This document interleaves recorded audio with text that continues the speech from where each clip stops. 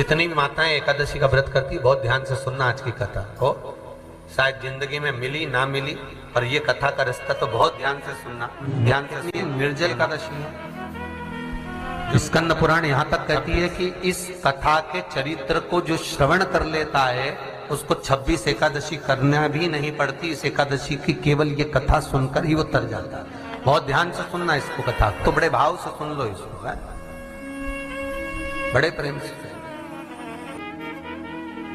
इसलिए सारी एकादशियों में निर्जला एकादशी की महत्वता शास्त्र प्रमाण करता है महाराज। निर्जला एकादशी, एकादशी का उद्यापन जो करा जाता है उसका उद्यापन और प्रदोष का जो उद्यापन करा जाता है, इन दोनों का क्रम लगभग एक जैसा ही। तो निर्जला पहुंची है और निर्जला ने जाकर भगवान नारायण से निवेदन करा। भगवान विष्णु ने पूछा, क्या बात है निर्जला, आज तुम खेलती हुई यहां पर आकर खड़ी हो गई, क्या हुआ क्या है? क्या तुमको गौलोक धाम में आनंद की अनुभूति नहीं हो रही जो तुम बैकुंठ में आई हो? निर्जला घूमती घूमती भगवान के सम्मुख में पहुंच गई। भगवान ने पूछ रहे हैं, बार बार पूछा, निर्जला हुआ क्या तुमको?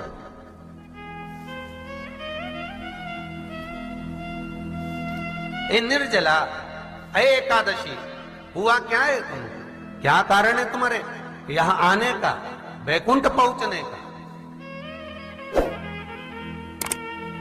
बहुत ध्यान देना महाराज।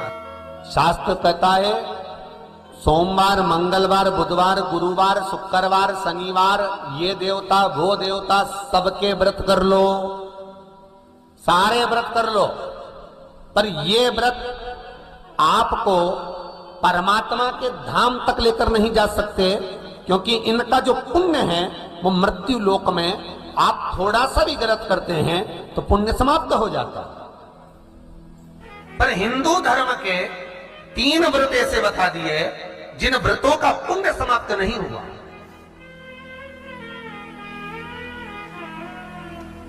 हिंदू धर्म के 3 व्रत ऐसे हो गए जिनका पुण्य समाप्त नहीं हुआ महाराज। क्यों? जिनका पुण्य प्रबलता में बढ़ता गया।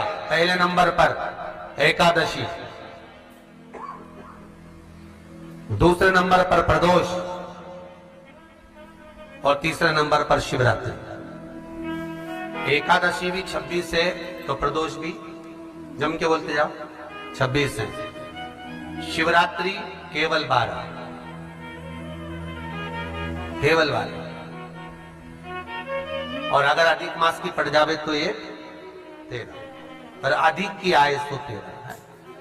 तो यहां शास्त्र कह रहा है कि 3 व्रत हमारे यहाँ जिनका पुण्य समाप्त नहीं हुआ, जिनका पुण्य प्रबल हुआ, बढ़ा। इसलिए आज भी माता एकादशी का व्रत करती है, और एकादशी का व्रत कर कर अगर कोई जीवात्मा को देते हैं, कोई मर भी गया तो उसको एकादशी का दान देते हैं। एकादशी का उसको दान किया है महाराज। निर्जला खड़ी एकादशी का व्रत लोग कहते हैं कि कर लिया, जान लिया, पर एकादशी के जो 18 नियम हैं उन नियम में 2 व्रत का सबसे पहला नियम, एकादशी व्रत का सबसे पहला नियम है कि आप जिस दिन व्रत करो उसके 1 दिन पहले भक्ति का संचार इस हृदय में कर लो। भक्ति का संचार इस हृदय में कर लीजिए। जिस दिन आप व्रत करो, जैसे एकादशी का व्रत कर रहे हो तो 10वीं के दिन शाम का समय जब आवे, रात्रि जब होने लगे, शाम का समय आवे और रात्रि का आप जब भोजन ग्रहण करो तो उस भोजन में कोई ऐसा पदार्थ ग्रहण मत करिए जिस पदार्थ के कारण आपकी एकादशी बिगड़ गया।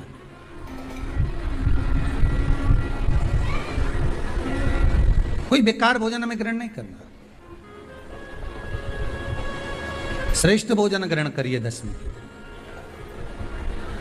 और एकादशी का दूसरा नियम बहुत ध्यान से सुनिएगा। जिस दिन आपकी एकादशी का व्रत हो उस दिन प्रयास करिएगा कि अपने हाथ से किसी भी वृक्ष की कोई पत्ती टूटे ना। अपने हाथ से किसी भी वृक्ष की, पौधे की, किसी भी वृक्ष की पत्ती अपने हाथ से ना टूटे। बहुत ध्यान दीजिएगा महाराज। एकादशी का ये दूसरा नियम है कि अपने हाथ से किसी पौधे की, किसी वृक्ष की, किसी डाली की कोई पत्ती तो देना। कितना सुंदर व्याख्यान कहा है, कितना सुंदर वर्णन है महाराज, कि मात्र एकादशी का व्रत कर लेने पर, मात्र एकादशी का व्रत कर लेने पर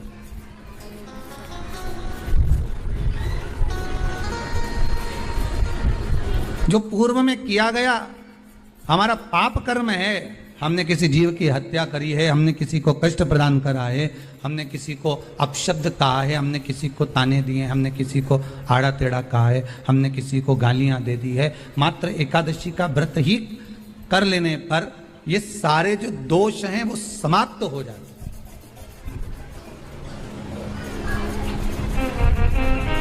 सारे दोष हमारे समाप्ति पर आ जाते हैं।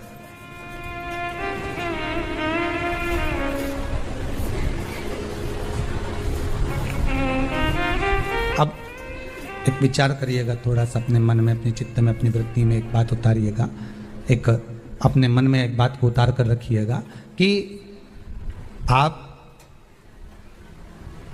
अपने पाप को, अपने पाप कर्म को जिस दिन छिन्न करने वाले हो, समाप्त करने वाले हो, अपने पाप को आप जिस दिन समाप्ति पर लेकर जा रहे हो, तो उसके एक दिन पहले आपको प्रसन्नता होना चाहिए कि नहीं होना चाहिए कि कल मेरा पाप कटने वाला है, कल मेरा पाप समाप्त होने वाला है।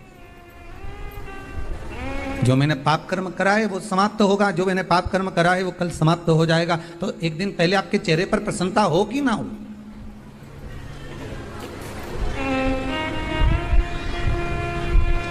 और चेहरे पर वो प्रसन्नता आपके आना चाहिए कि कल मेरा एकादशी का व्रत है, आज दसवीं है, कल एकादशी का व्रत है, तो कल मेरी जब एकादशी का व्रत रहेगा तो मेरा ना जाने कितना कितना पाप, कितना असत्य, कितना झूठ, कितना प्रपंच वो समाप्त हो जाएगा। इसमें मुझे प्रसन्नता हो, इसमें मुझे आनंदता हो। कहा गया कि प्रयास करिएगा कि एकादशी के दिन कोई वृक्ष की, कोई डाली की, फल की कोई पत्ती ना तोड़ी जाए। क्यों?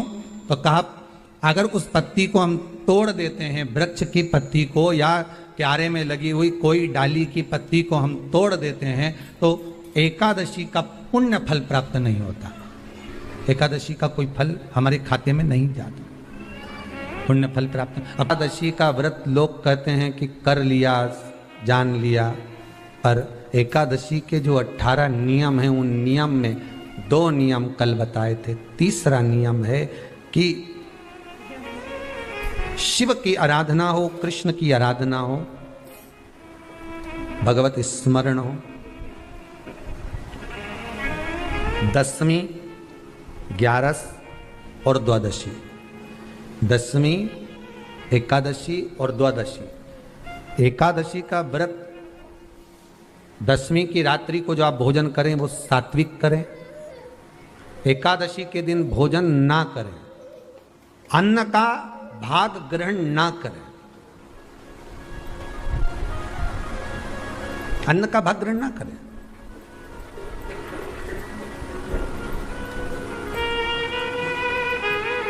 कितना सुंदर कहा है महाराज जी। यदि आपके यहां पर गौ माता है, आपके घर में अगर गौ माता विराज रही है, आपके घर में अगर गौ माता है, गाय की अगर आप सेवा कर रहे हैं, अच्छा गाय की सेवा भी बहुत कम लोग करते हैं। कई घरों में कुत्ता तो मिल जाए पर गौ माता नहीं मिले हो, और कुत्ता घुमाए नहीं, जब आधी ऐसी चड्डा पहन के तो ऐसी शान दिखाए कि हमारे बराबर कोई वीआईपी नहीं, कुत्ता घुमा रहे हैं, और वीआईपी इतना कि हमारे बराबर कोई नहीं, और कहीं का गाय के बछड़े को घुमाए तो लोग के गंवा रहे हैं। कितना सुंदर लिखा है धेनु मानस में, गीता प्रेस गोरखपुर की गौ अंक को निकाल कर पढ़िए कल्याण का, उसमें लिखा है ब्रह्म मुहूर्त में सुबह के समय पर गाय की पूंछ को पकड़कर या गाय की रस्सी को पकड़कर जो 2 कदम भी चल लेता है, उसके लिए भगवान विष्णु बैकुंठ का मार्ग और कुबेर का मार्ग प्रशस्त कर खोल देता। जरा पढ़िए, धेनु मानस को पढ़िए, गौ अंक पढ़िए, गीता प्रेस गोरखपुर का कल्याण का अंक निकाल कर पढ़िए कि गाय का मात्र रस्सी पकड़कर 2 कदम चलने वाले के लिए मार्ग प्रशस्त हो जाता है। पर वो कुत्ता घुमाए तो वीआईपी, और तुम गाय घुमाओ तो ये तो गवार है, इनमें तो अक्कल ही नहीं। बता कहीं घुमाए।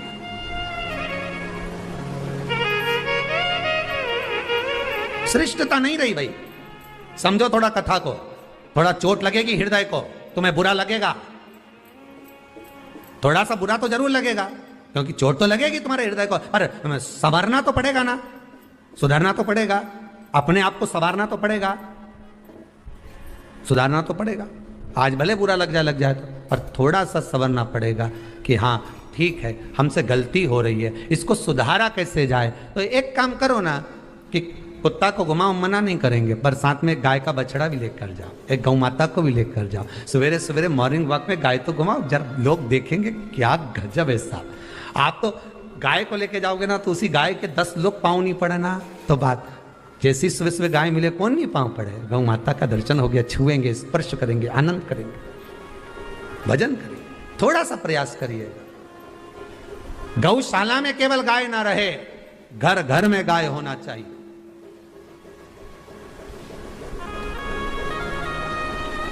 यहां पर तीसरे नंबर का जो, चौथे नंबर का जो उपाय बताया है, उपवास करने का जो नियम बताया, उसमें वर्णन किया, एकादशी के दिन अगर आपका व्रत है तो आप भूलवश भी डब्बे में रखी हुई रोटी गाय को ना देते हुए कुछ थोड़ा सा फलहार, कोई केला, कोई सेब, जो आप खाते हो, अंगूर, पपीता, जो आप ग्रहण कर रहे हो, उसका थोड़ा सा भाग आप गाय को प्रदान करो, थोड़ा सा भाग आप गौ माता को प्रदान करो, थोड़ा सा। महाराज एकादशी का व्रत का महत्तम कराए, थोड़ा सा फल दो, एक केला दो, एक सेब दो, पपीता दो, तुम जो फलहार कर रहे हो, चाहे तुम मोरधान पा रहे हो, चाहे तुम जो सामग्री पा रहे हो, पर वो थोड़ा सा दो, और गौ माता को उस दिन फलहार दो, अगर एकादशी का आपका व्रत है तो। पर दोष है आपने एकादशी का व्रत तो करा, पर सामने गाय आई ना तो आपने फलहार नहीं दिया, रोटी ही दी है, रोटी ही दी है, डब्बे में से निकाल के ले गई, गाय आई है रोटी देना, देव मना नहीं। बाकी के दिन आप आपके बेटे से कह दो रोटी दिया बेटा जा, पर आप अपने हाथों से, आपका व्रत है तो आप फलहार आप कर रहे हो, तो फलहार का ही दान गौ माता को दीजिए।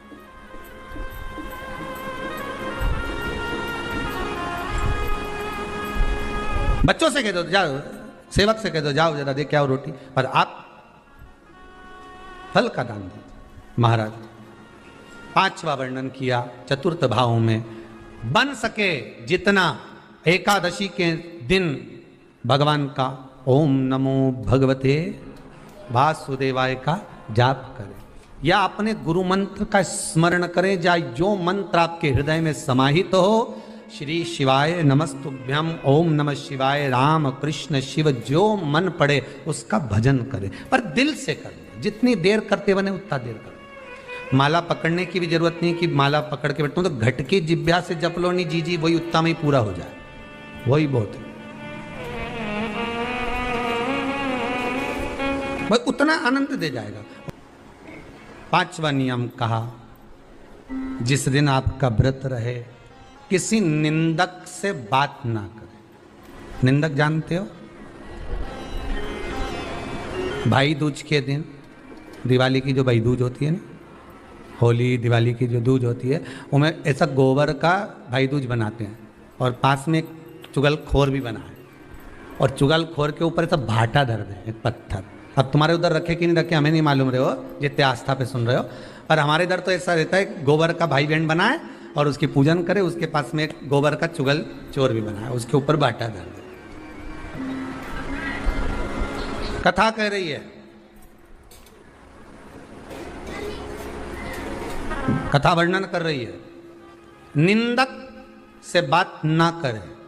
मान लो किसी ने आकर आपको निंदा कर भी दी, तो तुरंत सूर्य नारायण भगवान का दर्शन करें, और 3 बार उनका दर्शन कर कर नेत्र बंद करें, तब जाकर वो निंदा जो अंदर गई है, अंदर पवित्रता प्रदान करेगी, तब जाकर एकादशी का व्रत लगेगा। पहले तो प्रयास करो, अगर जो निंदा करने आता है ना, तो उसको उस दिन एकादशी वाले दिन दरवाजे पे लिख दो कि चुगल चोट्टा उन अंदर नहीं आए, नहीं कि अंदर है कितना,